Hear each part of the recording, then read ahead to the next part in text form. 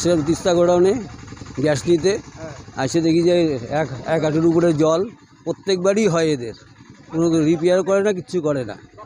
হ্যাঁ, এরা পাবলিকের অসুবিধা কিছু বুঝে না, ওরা বিক্রি করতে পারলে হয়ে গেল। হ্যাঁ, 1 কোমরের মতো জল। কতটা অসুবিধা হচ্ছে? অসুবিধা মানে দারুণ কষ্ট, অত দূর থেকে আনা যায়? আমরা বয়স্ক লোক, হ্যাঁ, আমাদের কি ক্ষমতা আছে এরকম টেনে নিয়ে আসা? এখানে বাড়ির গ্যাস হঠাৎ করে ফুরিয়ে গেল, হোম ডেলিভারি ছিল, হোম ডেলিভারি আমি নিজেই নিতে আসলাম।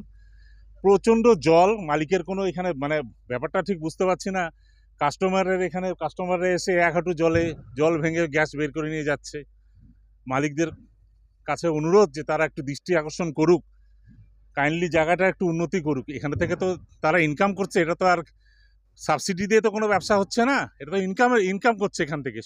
সুতরাং আমার একান্তই অনুরোধ যে একটু কাইন্ডলি যদি এখানে একটু দেয় তাহলে পরে আমাদের পক্ষে ভালো হয়। আমি অসুস্থ লোক, এত কষ্ট করে আমি গ্যাসে ফুল ট্যাঙ্কিটা টেনে নিয়ে আসলাম, কি কষ্টটা হলো, আমার কোমরে ব্যথা। বহুত অসুবিধা হচ্ছে, বয়স্ক লোকেরা গ্যাস নিতে আসছেন, তারা গ্যাস নিতে বহুত অসুবিধা হচ্ছে। এটা তো আজকের থেকে না, প্রতি বছরই হয়ে থাকে, কিন্তু গ্যাস গোডাউনের তরফ থেকে কোনো হেলদোল নেই। এইভাবেই এনারা কাজকর্ম করছে।